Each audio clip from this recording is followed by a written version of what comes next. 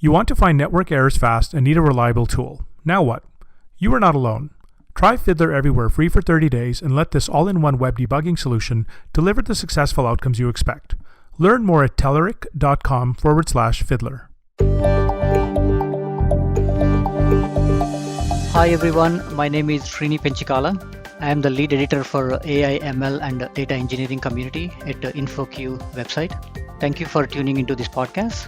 In today's podcast, I will be speaking with Meenakshi Kaushik and Neelima Mukiri, both from Cisco team. We will be talking about machine learning algorithm bias and how to make machine learning models fair and unbiased. Let me first introduce our guests. Meenakshi Kaushik currently works in product management team at Cisco. She leads Kubernetes and AI ML product offerings in the organization. Meenakshi has interest in AI ML space and is excited about how the technology can enhance human well-being and productivity. Thanks, Meenakshi, for joining me today. And Neelima Mukiri is a principal engineer at Cisco. She is currently working in Cisco's on-premise and software as a service container platforms. So thank you both for joining me today in this podcast. Before we get started, do you have any additional comments about your research and projects you've been working on that you would like to share with our readers? Hi, everyone. My name is Meenakshi. Thank you, Srini, for inviting Neelima and me to the podcast. And thank you for that great introduction. Other than what you have mentioned, I just want to say that it is exciting to see how machine learning is getting more and more mainstream. And we see that in our customers. So this topic and this conversation is super important. Thank you, Srini, for that introduction. And thank you, Meenakshi. Definitely, we are very excited about the evolution of AI ML and especially in the Kubernetes community, how Kubernetes is making it easier to handle ML ops. And excited to be here to talk about fairness and reducing bias in machine learning pipelines as ML becomes more pervasive in the society. It's a very critical topic for us to focus on. Thank you. Definitely, I'm excited to discuss this with you today. So let's get started. I think the first question, Meenakshi, maybe you can start us off with this. So how did you get interested in machine learning and what would you like to accomplish by working on machine learning projects and initiatives? Machine learning has been there for a while. What got me excited is when I started seeing real world use cases getting more and more deployed. So, for example, I remember a marked change when I saw Amazon's recognition and it could recognize facial expression and tell you your mood. What I took back from that is, oh, isn't that helpful? You can change somebody's mood by making them aware that today you're not looking so happy. So that was pretty groundbreaking. And then more and more applications came along, especially in image recognition, where you can tell about patients' health. And that became more and more real. And we, as Neelima pointed out, that got mainstream even with our customers with the evolution of Kubernetes and Kubeflow. So both these spaces together, where it became easier and easier to enable data scientists and even ordinary folks to apply machine learning in day to day, really got me excited. And this evolution is progressing, so I feel very happy about that. How about you, Neelima? What made you get interested in working on machine learning projects and what are your goals in this space? I've always been interested in AI ML and the possibilities that it opens up. In the recent past years, advances in ML have been so marked compared to 10 years before. There's so much improvement in what you can do, and it's so much more accessible to every domain that we are involved in. The possibilities of self-driving cars, robotics, healthcare, all of these are real world implications that have a chance to affect our day-to-day lives. In addition to just how exciting the field is, being involved in Kubernetes and in Kubeflow as part of Cisco's container platforms, we've seen our customers be very interested in using Kubeflow to make ML more accessible. And as part of that, we've started working on AML in the context of Kubernetes. Yeah, definitely. Kubernetes brings that additional dimension to the machine learning projects to make them more cloud native and elastic and performant, right? So thank you. Yeah, before we jump into the machine learning bias and fairness, which is kind of main focus of your discussion here, can you define AI fairness? What does it mean by AI fairness? And talk about a couple of examples of fair AI solutions and an example of ML solution where it hasn't been fair. The fairness comes into the picture when you start subdividing the population. So, for example, this is an example which we gave even in our QCon presentation, where let's say a bank is looking at giving loans to the entire population, and it decides that 80% of the time it is accurate. So, overall, in the population, things behave normally. But when you start looking at subsection of population, you want to see whether the subsection of population are equally getting represented in the overall decision making. So let's say if 80% of the time the loan application gets accepted, if you started slicing and dicing at a broad level between, let's say, male and female, 80% of the time equally do they get accepted. Or within the population where people who had previous loans but defaulted, whether they get equally represented or not. So fairness is about looking at a broad solution and then slicing and dicing into a specific subgroup, whether it is based on gender or racial differences or age differences. For example, with COVID vaccine, if it was tested on adults, it doesn't work on children that well. So it's not fair to just push your machine learning data to children until you have looked at that population and it's fair to that population. So fairness is about equity, and it's really in the context of the stakeholder. A stakeholder decides at what level they want to define fairness and what groups it wants to figure out whether it is fair across or not. It's a good background on what is fair and what is not, right? So maybe Neelima, you can probably respond to this. In your presentation at QCon conference last month, you both mentioned that the sources of unfair algorithm bias are data, user interactions, and AI/ML pipeline. Can you discuss more about these three sources and the importance of each of them in controlling the unfair bias and contributing to unfair bias? So, data is the first step where you're bringing in real world information into a machine learning pipeline. So, let's say you take the same example of deciding whether a person is creditworthy for a bank to give a loan or not. You populate the machine learning pipeline with data from previous customers and the decisions made for the previous customers whether to give them a loan or not. So the data comes in from real world and it is filled with bias that is present in our real world, because the world is evolving and what we consider as fair a few years back may not be fair today. And we are all prone to prejudices and biases that we put into our decision making process. So, the first step in the machine learning pipeline is that collection of the data and processing the data, where we have the chance to evaluate and see what are the biases that are present. For example, are there large subsets of population that are missing in the data set that we have collected? Or is the data skewed towards being more positive for some subset of a population? So that's the first step where we want to evaluate, understand, and when possible, improve the bias that is present. The next step is in the machine learning pipeline, as we build the model and as we are serving the model, every step of the pipeline, we want to make sure that we are considering and evaluating the decisions that are made in the pipeline, the models that are built, and the inference that is provided to evaluate and see, is it being fair across the population set that you're covering. And when you bring that decision to a user and present it, that can in turn reinforce bias by the user acting on it. So let's say you're looking at policing and you are giving a wrong prediction of somebody being prone to commit a crime.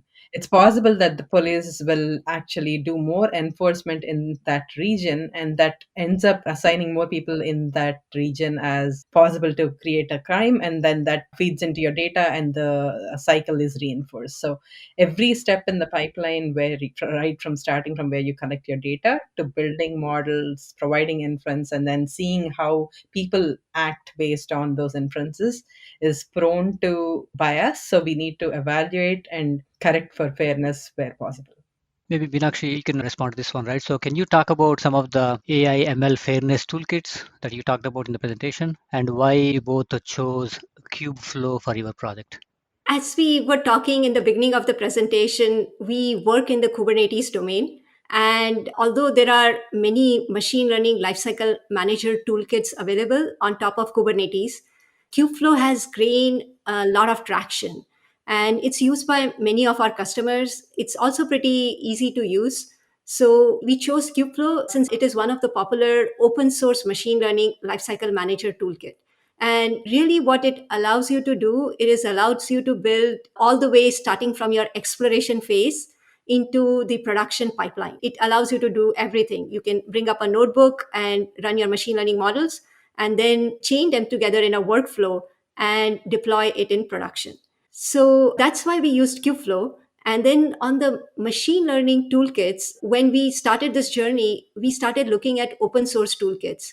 And fairness is an upcoming topic. So there is a lot of interest and there are a lot of toolkits available. We picked the four popular ones because they had a wide portfolio of features for fairness available.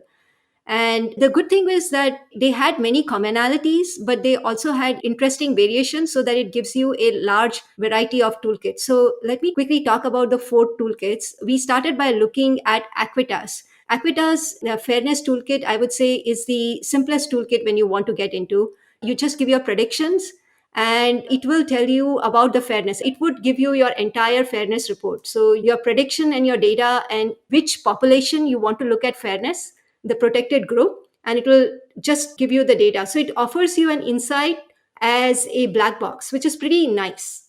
But what if you want to go next level deeper? Or what if you wanted to do interactive analysis? In which case, what I found was that the Google's What If tool was pretty nice in the sense that it is a graphical user interface and you can do interactive changes to your data to see when it is fair and whether can I get a counterfactual, can I change the threshold to see if it changes the bias in this subpopulation and how it impacts other things. For example, it might impact your accuracy if you try to change your bias threshold. So what if tool is pretty good from that perspective. It is interactive and it will help you with that. Obviously, because it's an interactive toolkit, if you have billions and billions of data set, you won't be able to pull all of those into this graphical user interface. But there is some strength to having a graphical toolkit. Then the other toolkits which we looked at is the AI 360 degree from IBM and Microsoft's Fairlearn. And these toolkits are awesome. They don't have the interactive capability or a white box capability of Aquitas, but they have very simple libraries that you can pick and put in any of your machine learning workflow on, I guess, any notebook. In the case of Kubeflow, it's Jupyter Notebook, but you could definitely run it on Colab. And now, as you are experimenting, you can see graphically using those libraries where your fairness criteria lies. So those are like four toolkits, and all of these toolkits have strength in doing binary classification because that's where the machine learning fairness toolkits have started. For other areas like natural language processing and computer vision, things are evolving. So these toolkits are adding more and more functionality into it. So that's a overview of the landscape that we looked at. Neelima, do you have any additional comments on that same topic? Any other criteria you consider for the different frameworks? In terms of the toolkits, Meenakshi covered what we looked at primarily. And in terms of the criteria, one of the primary things that we were looking for was how easy is it to run these on your on-prem system versus having to put your data in a cloud. Given a lot of our customers are running their workloads on-prem and they have the data locality restrictions, that was one key thing that was important for us to understand. And all the toolkits, we were able to run them on-prem in Kubeflow. Some of them are, especially What If is a lot easier to run directly, go onto the website and run it in a browser, but you have to upload your data there. The other part that we looked at is the programmability, or how easy is it to bundle this into a pipeline. And that's where I think both Fairlearn and IBM AI 360 are easier to plug into, as well as a bunch of the TensorFlow libraries that are available for bias reduction and detection as well. So yeah, so the two axes at which we were coming from was how easy is it to plug in your data to it, and then where can you run it? How easy is it to run it in your machine learning pipeline versus having to have a separate process for it? So once you choose the technology, Kubeflow, and also you have the model defined and you have the requirements finalized. So the most important thing is next is the data pipeline development itself, right? So can you discuss the details of the data pipelines, you are proposing as part of the solution to detect the bias and improve the fairness of these programs, right? So there are a few different steps you talked about in the presentation, such as pre-processing, in-processing, and post-processing.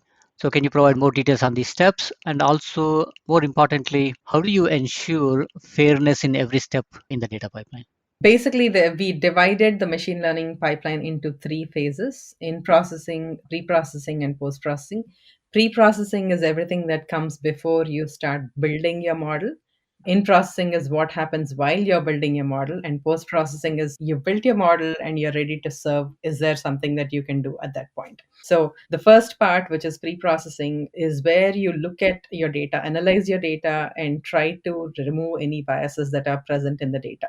The type of biases that are better served by handling at this stage are cases where you have a large skew in the data available for different subgroups. The example that we gave in the presentation was, let's say you're trying to build a dog classifier and you train it on one breed of dogs. It's not going to perform very well when you try to give it a different dog breed. Right, so that's the place where you're coming in with a large skew in the data available per subgroups, trying to remove it at the pre-processing phase itself.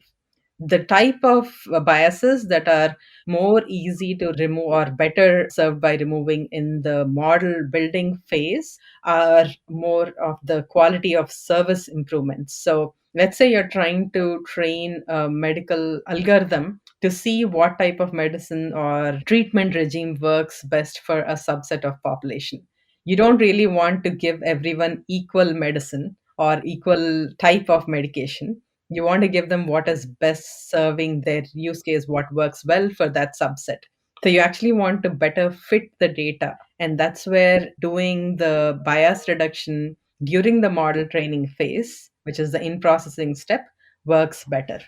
And there are a bunch of techniques which are available to improve or to reduce bias in the model training stage that we talk about in the presentation, like going through and generating an adversarial training step where you're trying to optimize for both accuracy as well as reducing the bias parameter that you specify.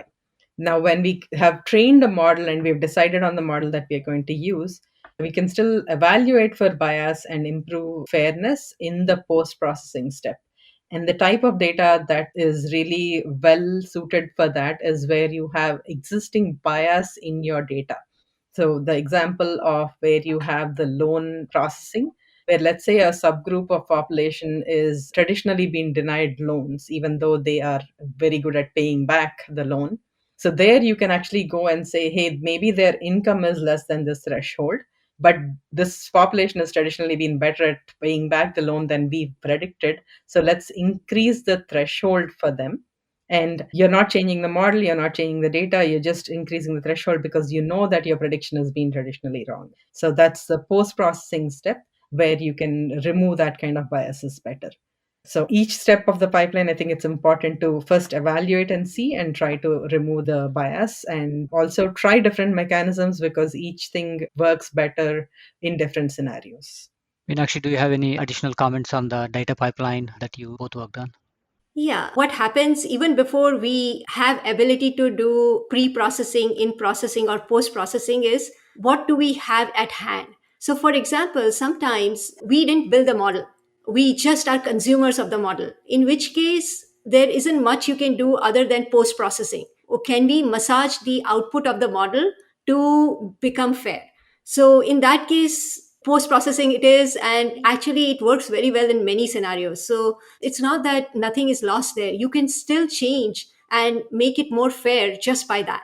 Now, sometimes you have access to data, you may not have access to models. So, in addition to what Neelima is saying about going through the different phases of the pipeline, do not be afraid even if you have limited view of your infrastructure or how you are serving your customers. There is still an opportunity where you can massage the data, like at the pre-processing layer. If you don't have access to the model but you have ability to feed to the model the data, that's good. You still have the ability where you can change at the pre-processing level to influence the decision. But it's important to look at what really works. Sometimes the way I look at it is that ideally it's like security. You shift left. You try to change the earliest pipeline as possible. But sometimes influencing the earlier pipeline may not give you the best result. But ideally, that's what you want to do. First, you want to fix the world so that you get perfect data.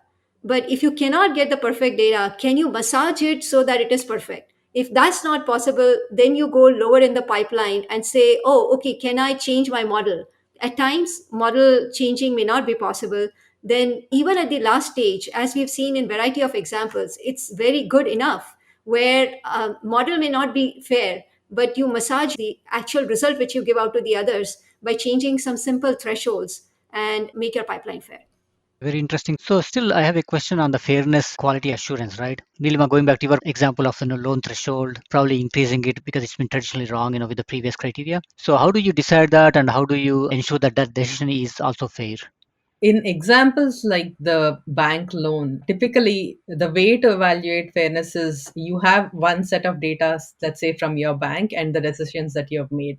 But let's say you've denied loan to a person and that person's gone and taken a loan with another bank. You actually have real world data about how they performed with that loan. Did they pay back on time or not? So you can actually come back and say, hey, that was a false negative that I said, that I don't want to give a loan to the person who actually is paying back on time. So historic data, you can take it and see how it's performed versus your prediction. And you can actually evaluate what is the real fairness in terms of both the accuracy, and you can easily look at fairness in terms of subpopulations by looking at the positive rates per population, right? But as a business coming in, you want to optimize for value. So it's critical to know that you have actually made mistakes both in terms of accuracy and there is bias there.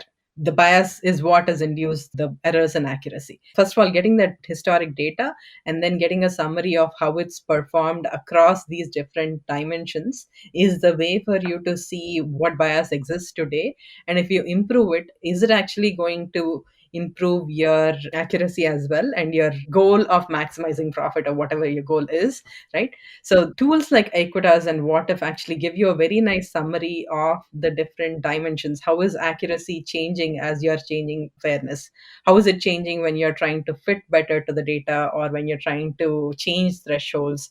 So I would say evaluate this, run through the system, see the data that it generates, and then decide what sort of fairness reduction that it makes sense for you, because really doesn't make sense to say give it to everyone because you have a business to run end of the day, right? So evaluate, see the data, and then act on the data. So in that example, financial organizations, they definitely want to predict, from an accuracy standpoint to minimize the risk, but also they need to be more responsible and unbiased when it comes to the customers, right? Okay, thank you. We can switch gears a little bit, right? So let's talk about, the current state of standards. So can you both talk about, like what is the current situation in terms of standards or community guidelines? Because, responsible AI is still an emerging topic. So what are some standards in this space that the developer community can adapt in their own organizations to be consistent with fairness, right? So we don't want the fairness to be kind of, different for different organizations. How can we provide a consistent, standard or guideline to all the developers in the organizations?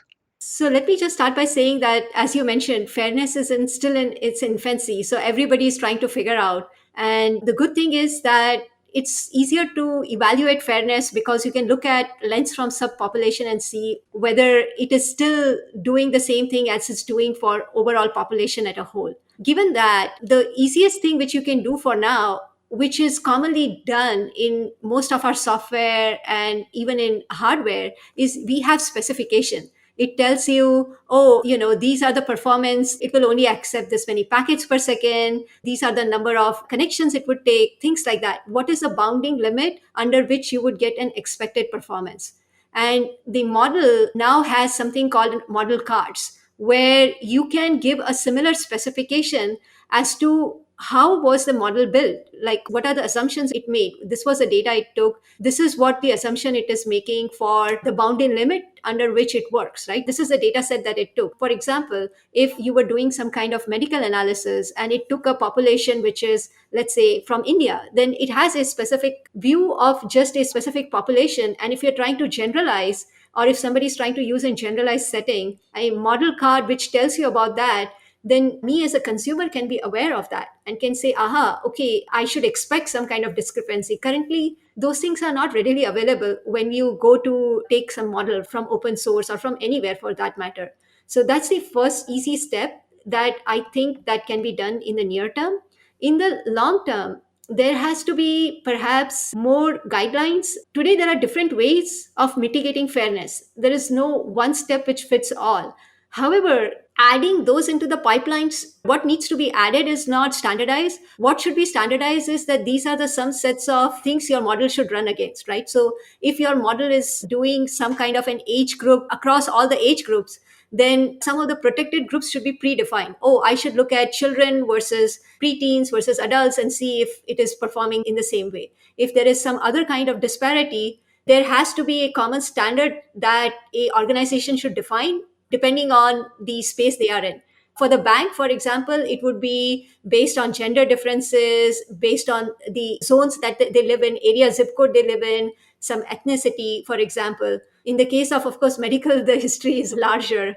So those are the near-term standards. The broader-term standards, I think, will take a longer time. Even within machine learning, there are no standard ways to give prediction. You can bring your own algorithms and you can bring your own things. So I think we're a little far away on that. Yeah, I would echo what Meenakshi said. We were surprised with the lack of any standards. The field is at its very infancy, right? So it's evolving very rapidly. There's a lot of research going on. We are still at the phase where we are trying to define what is required versus at a state where we are able to set standards. That said, there are a lot of existing legal and society requirements that are available that say in different settings, what's the level of disparity that you can have across different populations.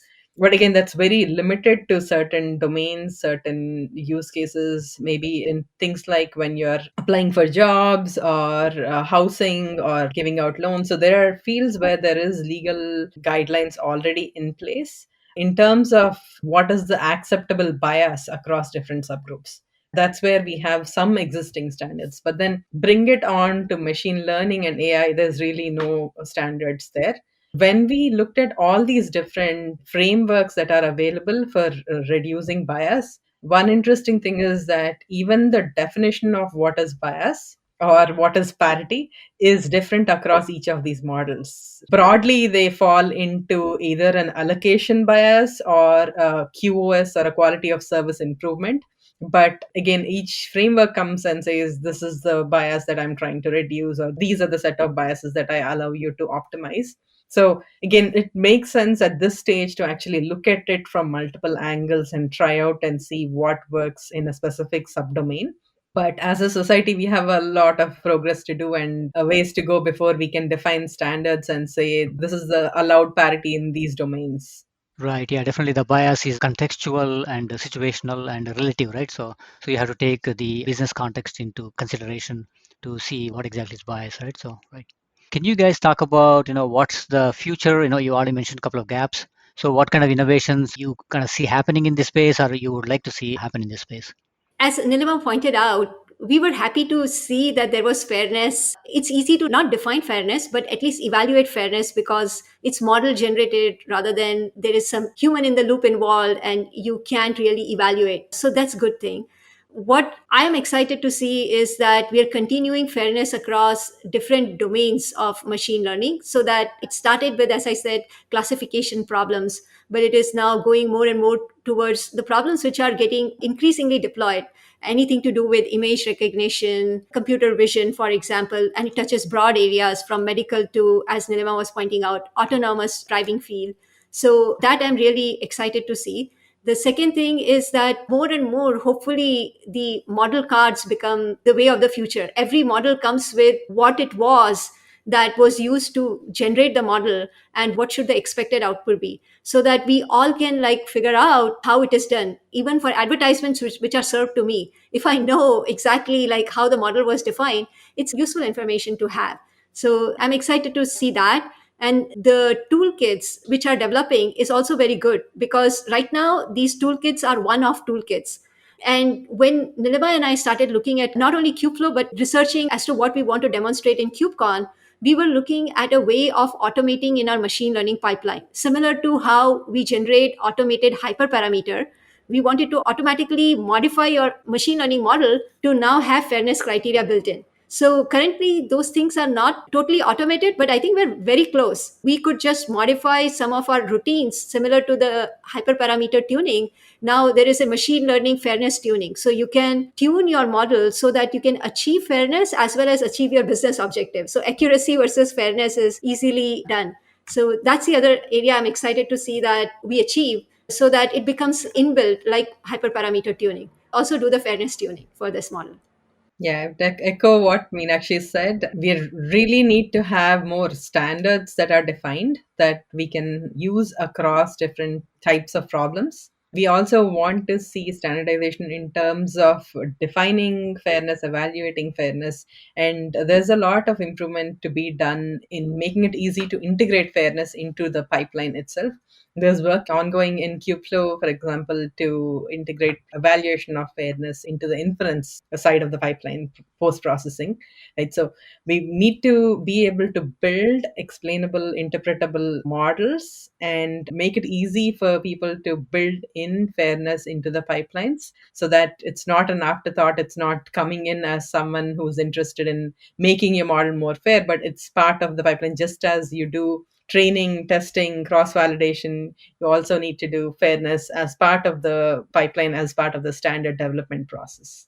Yeah, definitely. I agree with you, both of you. So if there is one area that we can introduce fairness as another dimension and build the solutions out of the box, right from the beginning to be fair, that area would be machine learning, right? So thanks, Neelima. Thanks, Meenakshi. Thank you for this opportunity to talk to you and talk to your readers on this very exciting topic. Thank you so much for the opportunity. It was fun chatting with you, Srini. Thank you.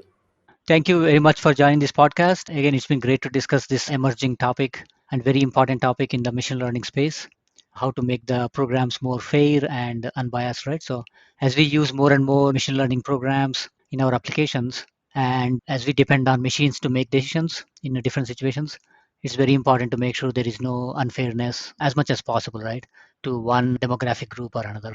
So to our listeners, thank you for listening to this podcast. If you would like to learn more about machine learning and deep learning topics, check out the AI, ML, and data engineering community page on InfoQ.com website. I encourage you to listen to recent podcasts and check out the articles and news items my team has posted on the website. Thank you.